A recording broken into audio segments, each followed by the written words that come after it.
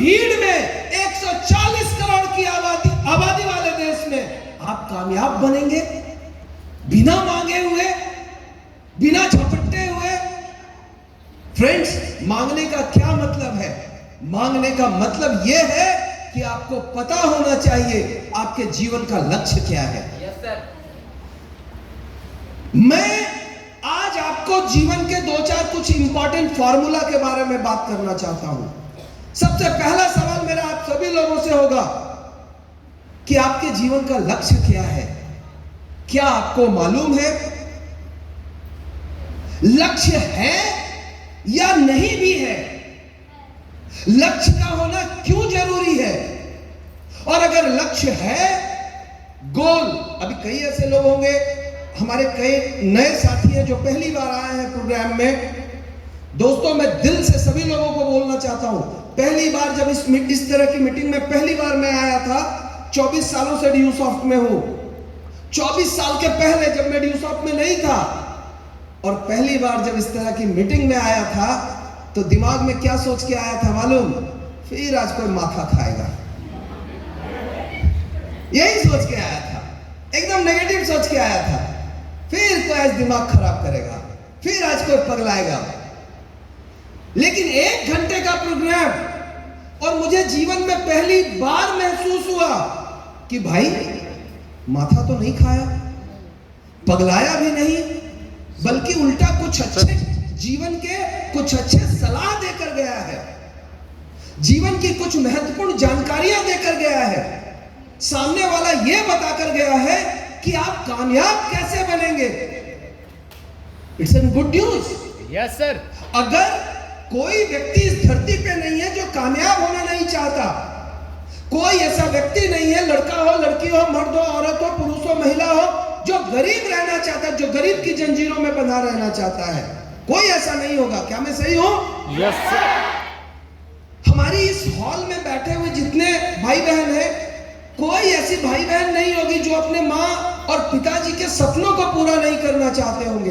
क्या मैं सही हूं? और मैं इसी के ऊपर बात करना चाहता हूं मिक्की, मैं इसी के ऊपर बात करना चाहता हूं फ्रेंड्स, कि आपके सपने क्या है, आपके ड्रीम क्या है और ये कैसे पूरा होगा, आप कैसे इसे पूरा कर सकते हैं। माय डियर फ्रेंड्स, आगे मैं बढ़ूं इससे पहले मैं बताना चाहूंगा, इस दुनिया में 84 करोड़ जीव जंतु हैं। जैसे आदमी है ना, उसी तरह से कोई घोड़ा है, गाय है, बैल है, भैंस है, चींटी है, नेवला है, बिच्छू है, मछली है, मगरमच्छ है। 84 करोड़, 84 करोड़ जीव जंतु हैं।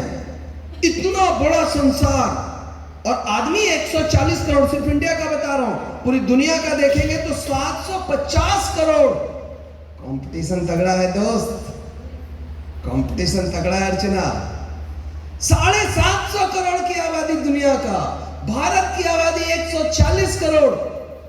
दुनिया में हर 5 व्यक्ति में से 1 व्यक्ति भारतीय है, दुनिया में हर 5 व्यक्ति में से 1 आदमी इंडिया में रहता है।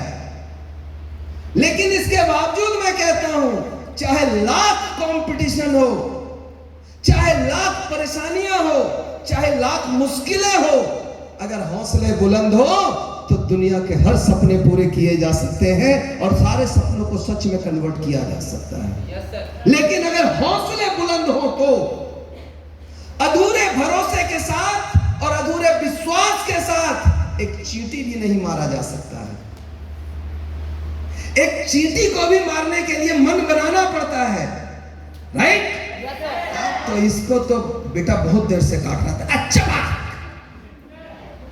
तो एक चींटी को मारने के लिए भी मन बनाना पड़ता है। अधूरे मन से एक चींटी भी मारा नहीं जा सकता। यहां तो हम जिंदगी की जंग की लड़ाई की बात कर रहे हैं। हम अंबानी नहीं बनना चाहते हैं, टाटा बिरला नहीं बनना चाहते हैं, राइट? हमारे सपने नहीं है 15 लाख करोड़ कमा लूं, लेकिन भाई लाख रुपए महीना तो है ना। Yes sir. माता पिता के सपने तो पूरे होना, खुद के सपने तो पूरे होना, एक घर का सपना, एक कार का सपना, या जीवन में कुछ आप परोपकार करना चाहते हैं, कई लोग गरीबों की सेवा करना चाहते हैं, तो उसके लिए करोड़ 2 करोड़ का फंड जुटा करके एक कोई अनाथालय खोल दिया, 1000 लोगों को मतलब भाई बाप बड़ा ना भैया, सबसे बड़ा रुपया।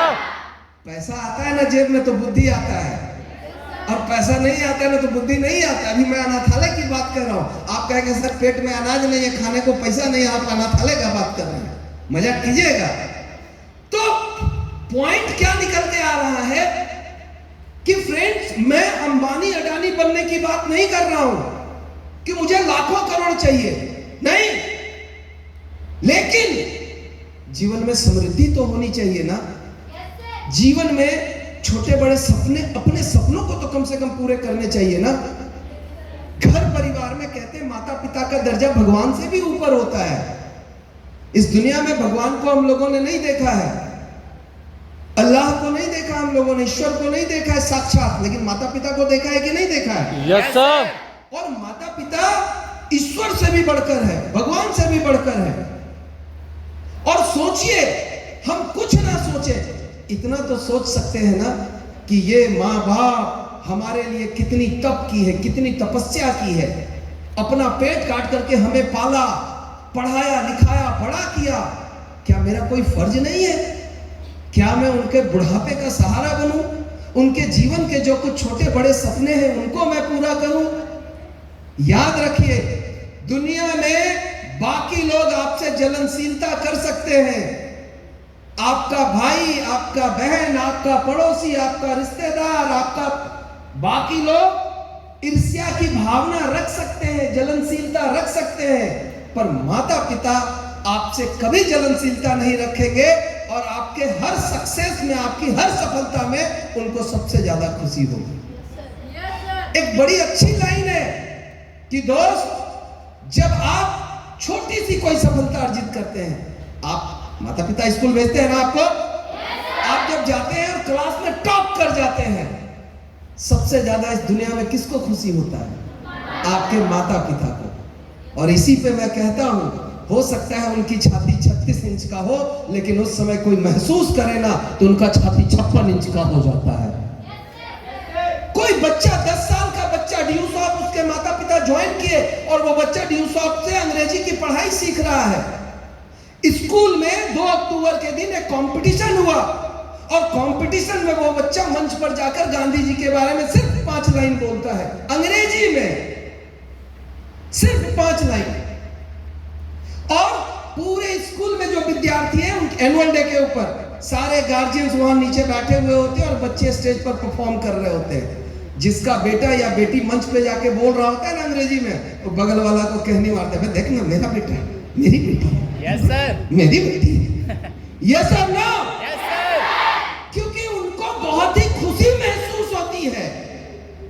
मेरी प्यारी बहनें और भाइयों, बहनें ज्यादा इसलिए पहले बहनें बोल रहा हूं, मेरी प्यारी प्यारी बहनें, मैं आपसे कह रहा हूं कि 2 लाइन अंग्रेजी बोलने पर माँ बाप को इतनी खुशी मिल गई, क्लास में टॉप होने पर उनकी छाती 56 इंच की हो गई। आप कोई अगर अच्छा करियर बना ले, आप अगर अपनी जिंदगी को कामयाब बना दे, बुढ़ापे में हर एक सपने को चुन चुन के अगर उनको पूरा कर दे, उनकी खुशी का ठिकाना क्या रहेगा, अंदाजा है? इसीलिए मैं कहता हूं, कभी अपने मां बाप की आंखों में झांको और देखो क्या सोचते हैं वो आपके बारे में, उनके क्या ख्याल है आपके बारे में। वो कभी आपसे कुछ नहीं कहते हैं, लेकिन यकीन मानिए वो आपके बारे में ढेर सारे सपने देखते रहते हैं। और मैं फिर कहूंगा, एक तरफ आपको खड़ा कर दूं आपके माता पिता के सामने, और एक तरफ आलिया भट्ट को हट, ये सब लो। अरे इस दुनिया की कोई सबसे बड़ी महान परी है तो उसकी बेटी है, उसका बेटा है, ना कि आलिया भट्ट है और ऐश्वर्या राय है। इज इट और नॉट? ये भावनाएं हैं मां बाप की। और पॉइंट निकल के आता है, हमारा फर्ज क्या बनता है फ्रेंड्स, हमारा फर्ज क्या बनता है। हम साधारण मनुष्य हैं, हम गरीब परिवार के लोग हैं, अब नई दुनिया बदलना, मुझे नई दुनिया बदलना चाहते हैं हम नई माइक्रोस्कोप बनाना चाहते हैं, इंटरनेट नहीं बनाना चाहते हैं, हम रेलगाड़ी नहीं बनाना चाहते, हवाई जहाज बस नहीं बनाना चाहते हैं। लेकिन कौन ऐसी बहन और भाई है जो ये मुझे बोल के दिखा दे कि लात मारते मुझे माँ बाप के सपने को नहीं पूरा करना है, ठेका लिया माँ बाप के सपने को पूरे करने का? है कोई जो ये बोलने की हिम्मत रखता है? No sir. है कोई? फ्रेंड्स, हम हो सकता है दुनिया बदलने की कस्में ना खाएं, लेकिन अपने सपने और माँ बाप के सपने, इसके साथ समझौता नहीं करना चाहिए। फिर मैं आपसे पूछता हूं, क्यों इतनी मजबूर है, क्यों इतनी बेबस है, क्यों इतनी लाचार है कि अंत में मतलब यही सोचते हैं कि यार एक उम्र होगा, मेरी शादी हो जाएगी, मैं ससुराल चला जाऊंगा, मेरा पति होगा, वो कमाएगा, हम बैठ के चूल्हा झोंकेंगे, रोटी बनाएंगे, खाना खाएंगे, गाना गाएंगे, सो जाएंगे। हम क्यों अपनी सोच को बंद कर देते हैं? मैं क्या बोलता हूं, इस दुनिया में जितने पुरुष हैं उतनी महिला है। यस और नो? एक आध % ही आगे पीछे है। क्या किसी ग्रंथ में, कुरान में, महाभारत में, रामायण में लिखा गया है कि इतिहास रचना सिर्फ पुरुषों का काम है? ईश्वर ने यह भेद नहीं किया, ऊपर वाले ने यह भेद नहीं किया, लेकिन यह भेद हम लोग कर देते हैं। चूंकि हम इंसान हैं और हमारा अंतिम लक्ष्य होता है विजयी प्राप्त करना, विजयी प्राप्त करना, विजयी। हम पैदा ही हुए हैं विजेता बनने के लिए। तरीका कुछ भी हो सकता है, रास्ता कुछ भी हो सकता है, लेकिन फ्रेंड्स, वो कहते हैं ना, आप वही करेंगे जो आप करना चाहेंगे, आप वही बनेंगे जो आप बनना चाहेंगे। कई लोग इस दुनिया में है जो कहते हैं, क्या कहते हैं मालूम चंद्रमा जी? अरे सर, उतना माथा खराब करने से क्या होगा, वही होगा जो किस्मतवा में लिखल होगा। बोलते हैं ना, बुड़बक आदमी है वो, महाबुड़बक है। साबित करता हूं सर आपके सामने, मैं झूठा रहूं तो बोलना आप मुझे। जो कहता है सब किस्मत में लिखा हुआ, हाथ पर चलाने से कोई फायदा नहीं होगा, काला फड़फड़ा रहा है, रे बाबू कौन सी होगा इससे, मथवा खराब करेगा, दिमाग दहलाएगा। मैं आपसे कहता हूं कि लोग कहते हैं कि वही होगा जो किस्मत में लिखा हुआ है। तो मैं आपसे पूछता हूं, जब आप बीमार पड़ते हैं तो काला डॉक्टर साहब के पास, डॉक्टर साहब देख लीजिए ना सर, 500 रुपया फीसों भरते हैं, काला जाते हैं। किस्मत में लिखा होगा मरने के लिए, तो मर जाएंगे, चल जाएंगे धरती पर से, बोझा खत्म, काले जाते हैं डॉक्टर साहब के पास। अगर आपको इतना ही भरोसा है कि किस्मत में लिखा हुआ है, फिक्स है। अब बचपन को एडमिशन के लिए बढ़िया स्कूल पर काला लाइन लगा के एकदम फार्म खरीदते हैं। ना ना ना, एकदम नंबर 1 स्कूल में बच्चे, यहाँ का नंबर 1 स्कूल कौन है हजारीबाग का? कौन सा? DAV, right. डीएवी जब मार्च के महीने में या फरवरी में फॉर्म निकलता है, अप्रैल से नया सेशन स्टार्ट होता है, हर गार्जियन का सपना होता है मेरा बेटा डीएवी का स्टूडेंट बने, मेरी बेटी डीएवी की स्टूडेंट बने। लेकिन सबको तो मिल नहीं पाता है ना। जब किस्मत में लिखने हैं तो काला माथा खराब कर रहे हैं हम लोग। कुछ लोगों का ये कथन होता है कि फड़फड़ाओ मत, वही होगा जो किस्मतवा में लिखल होगा। तो काला लाइन में लगे भाई, अरे बचवा की किस्मत होगा सरकारी में डाल दो। क्या हम बच्चों को भगवान के भरोसे छोड़ते हैं? क्या हम अपने परिवार के लोगों को जो बीमार हो जाए भगवान के भरोसे छोड़ते हैं? क्या नो सर। क्या हम पेट भरने के लिए भूखे भगवान के भरोसे छोड़ देते? खिलाना होगा तो खिलाना, नहीं तो मार देना, छोड़ देते हैं क्या? जब जिंदगी बदलने की बारी आती है तो अपने आप को भगवान के हवाले क्यों कर देते हैं? हे ईश्वर, जो करना होगा तुम ही करना, अब हम कुछ नहीं करेंगे। क्यों? मैं फिर आपसे कहता हूं, ईश्वर ने अपना काम पूरा किया है, मनुष्य बनाकर आपको धरती पे भेजा है। आपको चींटी नहीं बनाया, उल्लू नहीं बनाया, गधा नहीं बनाया, क्या बनाया? इंसान। और फिर भी कहते हो जो करना है तुम ही करो, तो भगवान क्या बोलेंगे? अबे साला बुड़बक समझता है हमको, हैं? हम ही बुड़बक है। अगर हम ही को करना था तो तुमको आदमी काला बना है, बना देते उल्लू, बना देते गधा,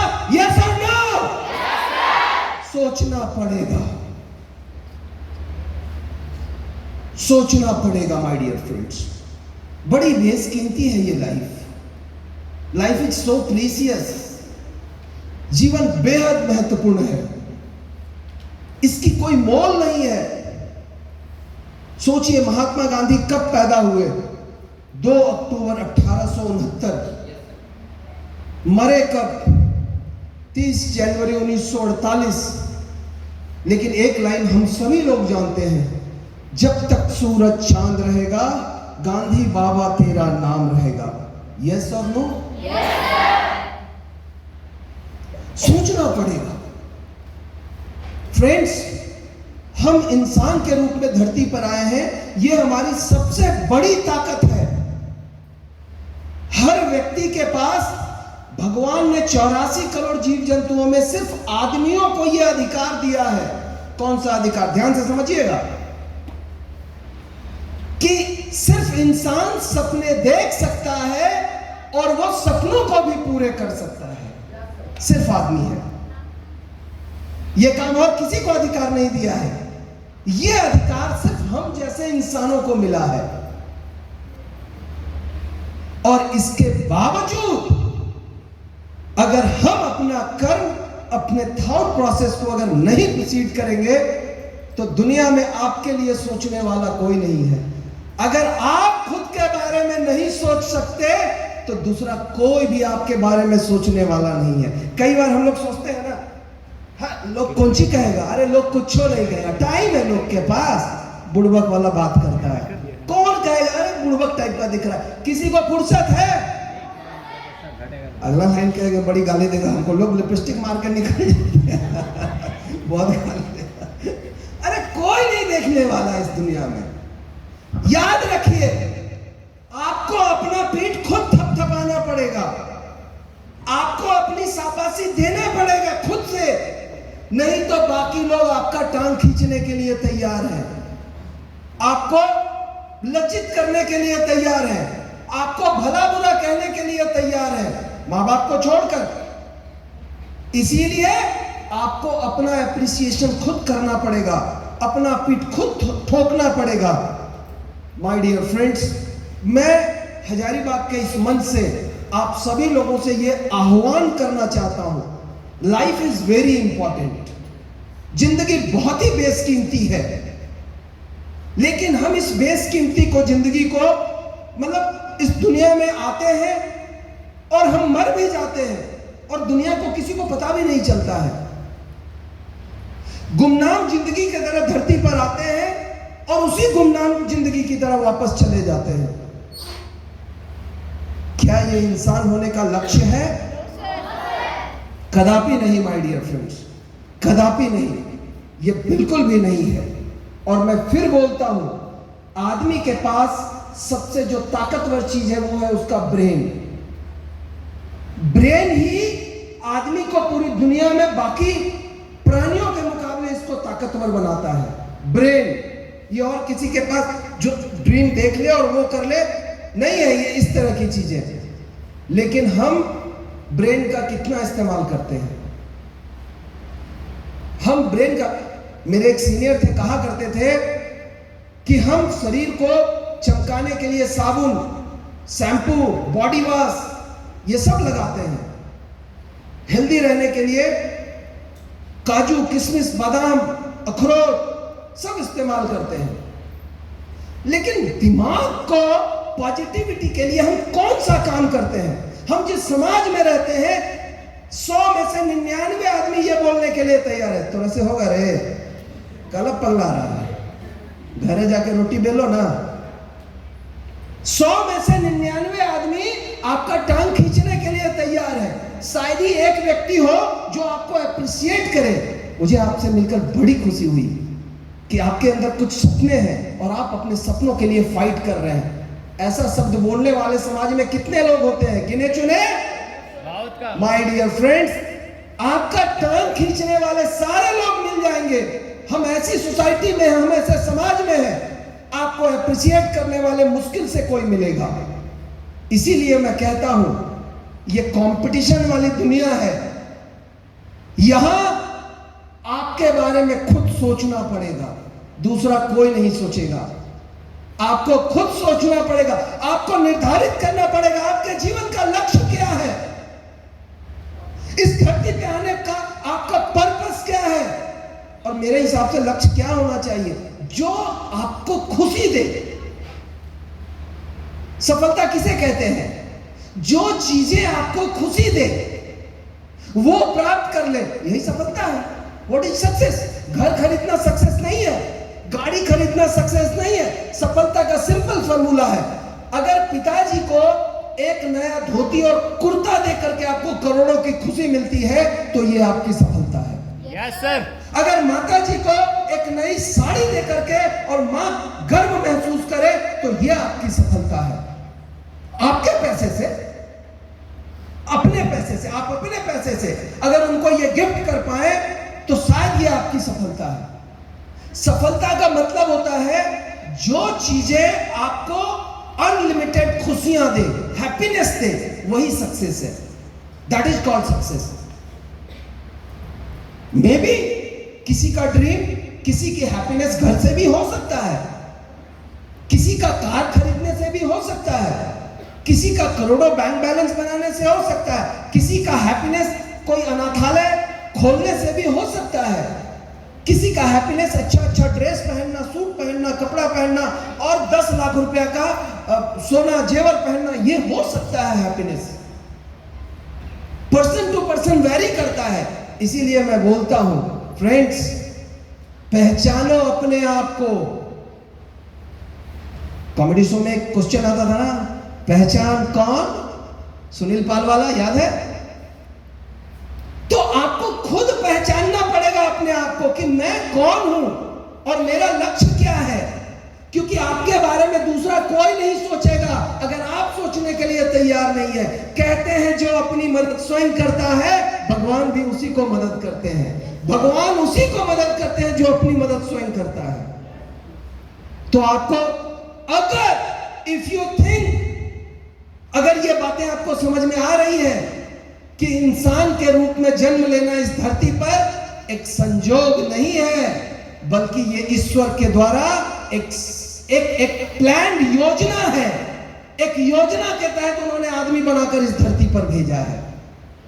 यह समझना पड़ेगा, यह संजोग नहीं है कि आप आदमी के रूप में धरती पर आ गए। तो अगर ये प्लान्ड है तो मैं फिर कहूंगा आपको खुद के बारे में सोचना चाहिए कि मेरे जीवन का लक्ष्य क्या है, कौन सी चीजें मुझे खुशियां प्रदान करती है, क्या हासिल करने से मुझे खुशियां मिल जाएगी, और वो चीजें आपको लिखना चाहिए डायरी में, कॉपी में, नोटबुक में, ये नोट करना चाहिए, क्योंकि मसला जिंदगी का है, सवाल आपकी लाइफ का है। फ्रेंड्स, मेरे पिताजी कहते थे, अब उस दुनिया में नहीं है, मेरे पिताजी जब मैं ड्यूसॉफ्ट में आया और मैंने कुछ अच्छा किया, 10,000 लोगों का एक प्रोग्राम हुआ था पटना में, भारतीय नृत्य कला मंदिर मुक्त आकाश मंच, और वहां लाके उनको बिठाया। मैं मंच पर था, मैं मंच पर नहीं था, लोग आ रहे थे, जा रहे थे। ये बात है 2003 की, नवंबर 2003। 2001 में मैंने ड्यूसॉफ्ट ज्वाइन किया, 2 साल के बाद की बात है। मंच पर आते हैं भागलपुर के डीएसपी मिस्टर सुबोध लाल, ड्यूसॉफ्ट वो ज्वाइन थे, मंच पर आते हैं और वो अपना जो पिन ब्रेक था वो चल रहा था, वो अपनी कुछ स्टेटमेंट 1 मिनट का बोलना था, बोल रहे थे, और उन्होंने बोला कि I'd like to thanks ड्यूसॉफ्ट, I'd like to thanks Chintu sir, Manish sir, Ranvijay sir, Sudhanshu sir. वो ये बातें कर रहे थे कि मैं Sudhanshu sir, Ranvijay sir, Manish sir, Chintu sir को धन्यवाद देता हूं कि उन्होंने इतना बेहतरीन रास्ता दिखाया। ये एक लाइन मेरे पिताजी के दिमाग के ऊपर इतना गहरा छाप छोड़ा, इतना गहरा छाप छोड़ा कि उसका स्टेटमेंट मैं अभी आपको बताऊंगा कि उन्होंने क्या बताया। मतलब मैंने जब ड्यूसॉफ्ट ज्वाइन किया था ना, तो गांव में हल्ला हो गया था। मेरे पिताजी कहते थे कि यार एक बेटा मेरा नालायक निकल गया, मैं 3 भाई हूं, वो कहते थे मेरा बेटा नालायक निकल गया है। बेसिकली मैं बिहार में एक डिस्ट्रिक्ट है जमुई, झारखंड और बिहार का बॉर्डर डिस्ट्रिक्ट है, और जमुई शहर से लगभग 30 किलोमीटर दूर। झारखंड की बात करूं तो मेरे गांव से मात्र 500 मीटर की दूरी पर गिरिडीह डिस्ट्रिक्ट स्टार्ट हो जाता है। वो मेरा ज्योग्राफिकल लोकेशन है। तो मेरे पिताजी कहते थे कि मेरा एक बेटा नालायक निकल गया है और आज से मैं समझूंगा कि मेरा 2 ही बेटा है। गुस्सा था उनको इस बात का। क्यों गुस्सा था? क्योंकि वो मुझे कह रहे थे बेटा ये सब अच्छा काम नहीं है, ये सब तिनतसिया वाला काम है, ये सब गलत काम है। आज तुम लोगों से पैसे ले रहे हो, कल के डेट में सब तुम्हारे घर पर चढ़ जाएगा, क्या करोगे फिर? तूने दुनिया नहीं देखी है, तुम बच्चे हो, तुम्हारी उम्र अभी 20 साल है, मैंने दुनिया देखी है। जेवीजी आया था भाग गया, पीयरलेस आया था भाग गया, फंस जाओगे तुम, पिताजी कहते थे।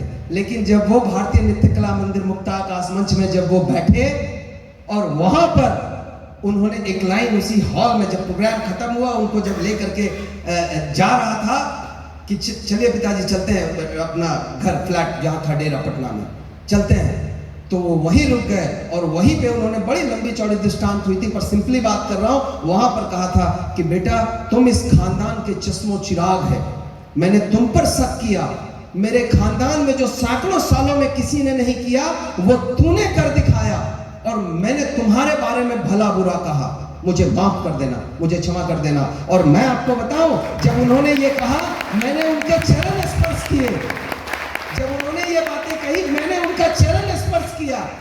और मनी मन क्या बोला मालूम? उस समय मेरी 250 माइल पूरी हो चुकी थी।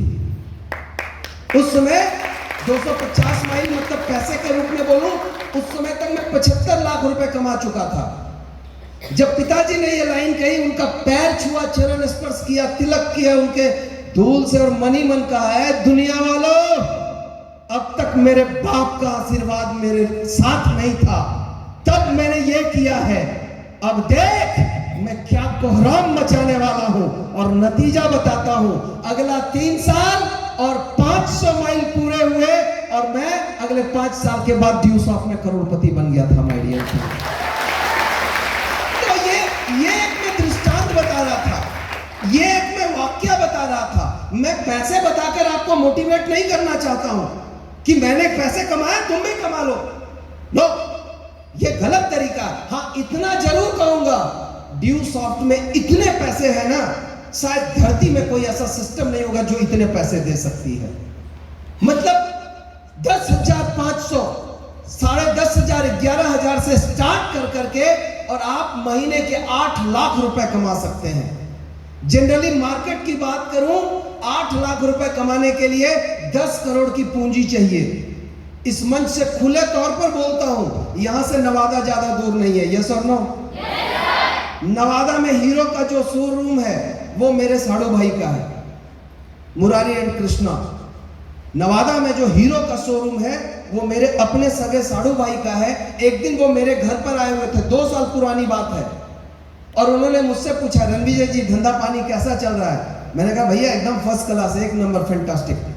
मेरी आदत कभी नहीं रही है कि किसी से पैसे के बारे में पूछूं, कभी नहीं रही है, लेकिन ये गलती उन्होंने कर दी।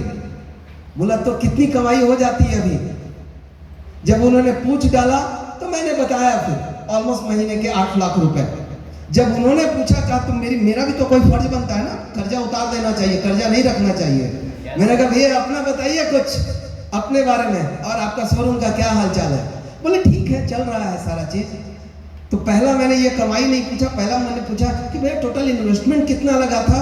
बोले अरे 5-6 साल हो गया, उस समय 6-7 करोड़ रुपया लगा था, आज के हिसाब से सोचिएगा तो 10 करोड़ रुपया हो जाएगा। अब बोले इनकम क्या हो जाता है लगभग? बोले क्या इनकम लगभग 5 लाख रुपया महीने का हो जाता है। This is the fact and this is the reality of market. तब मुझे ड्यू सॉफ्ट की ताकत का अंदाजा लगा, तब मुझे समझ में आया कि ड्यू सॉफ्ट कितनी ताकतवर सिस्टम है, कि 10 करोड़ की पूंजी लगा के जितना लोग मार्केट में पैसा नहीं कमा सकते हैं, ड्यू सॉफ्ट में इतनी ताकत है कि 10,000 रुपया लगा करके उससे ज्यादा कमाई कर सकते हैं। और वो मैं कर रहा हूं, ये कहने की बातें नहीं है। इंडिया में सैकड़ों ऐसे लोग हैं जो लगातार कैपिंग पे और महीने के 8 लाख से ज्यादा की कमाई कर रहे हैं। My dear friend, yes sir, this is the reality of market, ये फैक्ट है। एक कॉमन फॉर्मूला सबको पता होगा कि अगर आप 1 लाख रुपया लगाएंगे पूंजी तो 1000 कमाएंगे, अगर आप 1 करोड़ लगाएंगे तो 1 लाख कमाएंगे, अगर आप 10 करोड़ लगाएंगे तो 10 लाख कमाएंगे। ये मोटा मोटी फॉर्मूला है। वैसे बताओ चंद्रमा जी, पहले ये फॉर्मूला दहेज को लेकर हुआ करता था कि लड़का अगर 1 लाख कमाता है तो भाई उसका दहेज 1 करोड़, अगर कोई 10,000 कमाता है तो उसका दहेज 10 लाख। अब तो खैर धीरे धीरे ये चीजें कम हुई है, लेकिन पहले ये फॉर्मूला चलता था। पर मैं बिजनेस की बात कर रहा हूं। ड्यू सॉफ्ट के पहले, डायरेक्ट सेलिंग बिजनेस के पहले पैसे वाले लोग ही पैसा कमाते थे। एक आम आदमी अगर पढ़ने में तेज हो और कलेक्टर बन गया, IIT कर लिया, मेडिकल निकाल लिया, एयरफोर्स निकाल लिया, तो वो लाइफ में कुछ अच्छा कर सकता था। अगर आप पढ़ने में एक्स्ट्रा ऑर्डिनरी है, सिर्फ एक रास्ता था गरीबों के पास अपने जीवन का बदलने का, और वो था पढ़ाई में एक्स्ट्रा ऑर्डिनरी होना। क्योंकि तब 10,000 रुपए में 10 लाख रुपए कमाने वाला कोई सिस्टम नहीं था। आज से 20 साल पहले, आज से 25 साल पहले, ड्यू सॉफ्ट के पहले। तब क्या होता था, जिनके पास बड़ी पूंजी होती थी वो लोग बड़ा बिजनेस करते थे और मोटा पैसा कमाते थे, और गरीब लोग छोटा मोटा धंधा, छोटा मोटा बिजनेस करते थे। माय डियर फ्रेंड्स, क्या मैं सही हूं? Yes sir. पर आज ये मौका है एक आम आदमी के पास, एक गरीब से गरीब आदमी के पास भी ये मौका है। क्या कि अगर आपके पास पूंजी नहीं है, आप गरीब परिवार से हैं, लेकिन हौसले बुलंद हैं, अगर सपने बड़े हैं और हर हाल में अपने सपनों को और मां बाप को सपनों को पूरा करना चाहते हैं, तो ड्यू सॉफ्ट आपको मौका देती है कि 10,000 की पूंजी में महीने के 8 लाख रुपए तक कमा सकते हैं। तो आज जो मौका है, आज से 20 साल पहले ये मौका नहीं था। और एक चीज बताना चाहता हूं बहुत क्रिस्टल क्लियर, क्या है ड्यू सॉफ्ट? सिंपली भाई, रोटी, कपड़ा और मकान, ये 3 आवश्यकता है। रोटी, कपड़ा और मकान, ये 3 आवश्यक आवश्यकता है। गरीब हो, अमीर हो, मिडिल क्लास हो, सबको चाहिए। ये सर नो? मिट्टी का ही घर हो, गरीब होगा, मिट्टी का ही घर बनाएगा, लेकिन बनाएगा। कपड़ा, वो टेरिकॉट पहनेगा, रोटो पहनेगा, 10 सस्ता वाला 25 रुपए मीटर। गरीब आदमी सस्ता कपड़ा पहनेगा, अमीर आदमी 500 रुपए मीटर वाला पहनेगा, लेकिन कपड़ा पहनेगा। आवश्यक आवश्यकता, रोटी, पेट भरना, भूखे भजन ना होई गोपाला, राइट? पेट जब भूखा होगा ना तो हम कुछ नहीं कर सकते हैं, तो पेट भरना। तो रोटी, कपड़ा, मकान, ये हमारी आवश्यक आवश्यकता है। और उसके बाद दुनिया में 2 सबसे बड़ी आवश्यकताएं हैं, वो मैं आपको बताता हूं, वो है शिक्षा और स्वास्थ्य। यस और नो? यस और नो? देखिए, अगर आप एक बिजनेसमैन के नजरिए से सोचेंगे, अगर आप एक बिजनेसमैन के नजरिए से सोचेंगे, शार्क टैंक एक प्रोग्राम आता है सोनी टीवी में, किसी को नाम सुना है किसी ने? शार्क टैंक बोल करके आता है। उसमें नए नए जो बिजनेस शुरू करते हैं ना लोग, स्टार्टअप कहते हैं, वो लोग आते हैं उस प्रोग्राम में, अपना आइडिया बताते हैं, और आइडिया अगर जो वहां पर जजेज होते हैं उनको पसंद आता है तो उनके बिजनेस में पैसा भी डालते हैं और उनको गाइडलाइन भी देते हैं, मार्गदर्शन भी देते हैं। तो अगर बिजनेसमैन के नजरिए से सोचेंगे तो आज सबसे बड़ी अपॉर्चुनिटी, चूंकि देखिए रोटी, कपड़ा, मकान, ये आवश्यक आवश्यकता है, ये धंधा करके भी हम पेट पाल सकते हैं। कोई किराना का दुकान खोल लिया, सबको चावल खरीदना है कि नहीं, दाल सबको खरीदना है कि नहीं, मसाला सबको खरीदना है कि नहीं, कड़वा तेल सबको खरीदना है कि नहीं, खरीदना है कि नहीं? Yes sir. तो सबको खरीदना है, दुकानें भी बहुत है, कम से कम रोटी दाल का जुगाड़ हो जाएगा, पेट भरने का जुगाड़ हो जाएगा। कपड़े का दुकान खोलने, ये जरूरी है। जो चीज जरूरी है वो बहुत लोग कर रहे हैं फ्रेंड्स। उसी तरह से शिक्षा और स्वास्थ्य, ये 2 ऐसा क्षेत्र है जहां बहुत बड़ा अवसर है। बिजनेस के दृष्टिकोण से मैं बोल रहा हूं, हो सकता है आज तक आप इस नजरिए से जीवन में कभी नहीं सोचे होंगे, लेकिन पहली बार आपको मैं उस नजरिए से सोचने के लिए विवश कर रहा हूं कि शिक्षा और स्वास्थ्य बहुत बड़ा स्कोप है, बहुत बड़ा स्कोप है। खास खासकर मैं इंडिया की बात करूं और देश की बात करूं तो बहुत काम है उसके ऊपर। और जो लोग भी आज अगर मान लीजिए कोई हॉस्पिटल, छोटा सा ही हॉस्पिटल कोई हजारीबाग में खोल लिया हो, अगर आपके जान पहचान में हो जाके पूछिएगा, बहुत पैसा है उनके पास। अगर कोई छोटा मोटा स्कूल भी चला रहा हो हजारीबाग में, कोडरमा में, पदमा में, कहीं भी अगर इस तरह का चला रहा हो तो आप देखेंगे कि उनके पास बहुत, सिंपल समझिए ना कि किसी स्कूल में 1000 बच्चा है और 1000 रुपए का फी है तो 1000 गुने 1000 कितना हुआ? 3 0 3 0 6 0 10 लाख, 5 लाख मान लीजिए खर्चा हो गया। मतलब बिजनेसमैन के नजरिए से भाई भगवान बुद्धि देके भेजा है, लेकिन हम लोग साला रोटी बेलने में व्यस्त हैं।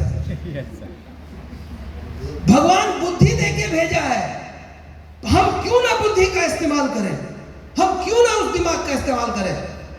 तो 1000 गुने 1000 10 लाख महीने की इनकम, 5 लाख अगर खर्चा भी काट दें तो भी महीने का 5 लाख रुपया शुद्ध इनकम हो रहा है माय डियर फ्रेंड्स।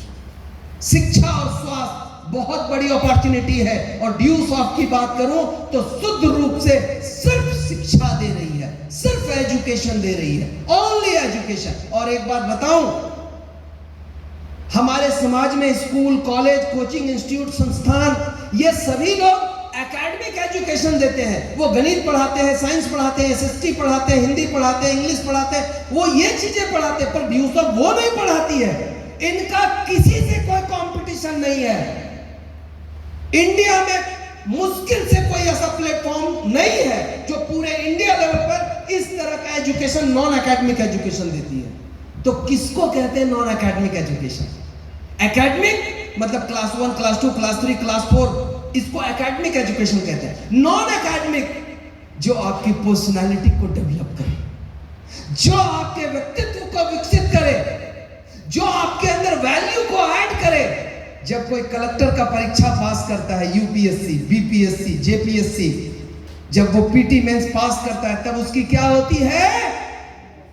क्या होता है? इंटरव्यू। और इंटरव्यू में क्या लगता है? उनके नॉलेज की चेकिंग होती है। इंटरव्यू में नॉलेज की चेकिंग नहीं होती है, इंटरव्यू में उनकी पर्सनालिटी की चेकिंग होती है।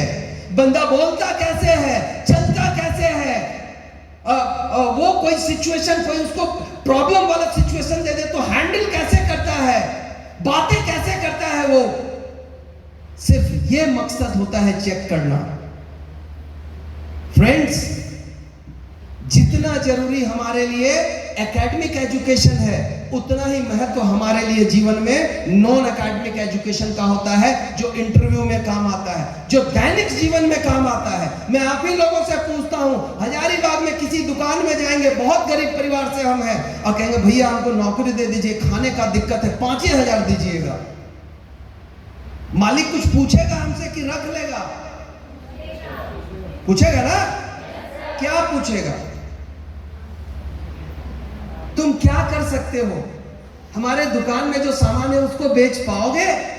ग्राहक से बातें कर पाओगे? ग्राहक को समझा पाओगे? बोलना आता है तुमको? कभी किसी दुकान में काम किया है? पूछेगा कि नहीं? और मुझे अगर ये सब चीजें नहीं आएंगी, 500 5,000 मिलेंगे क्या? फ्रेंड्स, कहने का मतलब है वार्तालाप की कला, इसको कहते हैं कम्युनिकेशन स्किल, बोलने की कला। अगर ये नहीं आती तो आपको 5,000 की भी नौकरी नहीं मिल पाएगी। ये बातें मैं क्यों कह रहा हूं? क्योंकि ड्यूज ऑफ यही एजुकेशन देती है। आपका कम्युनिकेशन स्किल कैसे डेवलप हो, आपका पर्सनालिटी कैसे डेवलप हो, आपका कपड़े पहनने का ढंग, आपका बॉडी लैंग्वेज, आपका मोटिवेशन स्किल, आपका प्रेजेंटेशन स्किल, किसी भी चीज को प्रेजेंट कैसे किया जाता है, ये सारी चीजें आप यहां सीखते हैं। एक उदाहरण बताता हूं। एक मेरा रंजन नाम का एक लड़का था मेरी टीम में। तो उनके माता पिता का जोड़ था कि बेटा तुमको नौकरी करना है। ड्यूज ऑफ में बहुत अच्छा काम कर रहा था, लेकिन उनके 3 साल काम किया था लगभग। तो पिताजी का जोड़ जबरदस्ती था कि तुमको नौकरी करना है, तुम नौकरी की तैयारी करो। फिर वो नौकरी की तैयारी करने लगा और बैंक पीओ का एग्जाम निकाला। पंजाब नेशनल बैंक में उसका पीओ में सिलेक्शन भी हो गया। और 10 लड़कों का बैच था उसका। जब इंटरव्यू में गया ना तो 10 लड़के जो तैयारी करते थे साथ में इंटरव्यू का, मैं पहले से ही जानता था कि इंटरव्यू में किसी का हाईएस्ट मार्क्स आएगा तो वो रंजन का, और फाइनल रिजल्ट आया तो मैंने देखा कि सबसे ज्यादा नंबर रंजन को आया हुआ था, क्योंकि वो ड्यू शॉप में 3 साल काम किया था और उसकी पर्सनालिटी सुपर पर्सनालिटी हो गई थी। बातचीत करने में उसको कोई दिक्कत नहीं। बट जनरली क्या होता है, आप नया रहेंगे ना, पहली बार जाएंगे तो नजर नीचे झुका लेंगे, आंखों में आंखें डालकर बात नहीं कर पाएंगे। This is called personality, this is called body language. ये सारी चीजें पढ़ाई देती है ड्यू शॉप। ये वो पढ़ाई देती है जो हर किसी के लिए जरूरी है, हर परिवार के लिए जरूरी है, हर बच्चे के लिए जरूरी है। और मैं बताता हूं कि अगर बाय चांस भारत ऐसा देश है ना जहां पर बड़ी जनसंख्या बेरोजगार है, और एक बड़ा कारण क्या है मालूम, हम गणित रगड़ के English, Hindi, reasoning, GK, GS रगड़ के पूरा तैयारी कर लिए हैं और डिपेंडेंट हो गए कि भैया बैंक में नौकरी नहीं मिला तो मेरा क्या होगा, रेलवे में नौकरी नहीं मिला तो मेरा क्या होगा, एसएससी में नौकरी नहीं मिला तो क्या होगा। आज एग्जाम है ना सीजीएल वाला, यस सर, सीजीएल, मेरा एग्जाम नहीं निकलेगा तो क्या होगा। ये डर क्यों होता है मालूम, क्योंकि आपके पास अपनी पर्सनालिटी, आपका पर्सनालिटी डेवलप नहीं होता है। अगर आपकी पर्सनालिटी डेवलप हो ना, आपके पास एक बेहतरीन कम्युनिकेशन स्किल हो, आपके पास एक बेहतरीन प्रेजेंटेशन स्किल हो, तो आप प्राइवेट में रिज्यूमे देकर जो सरकारी नौकरी की बातें कर रहे हैं उससे ज्यादा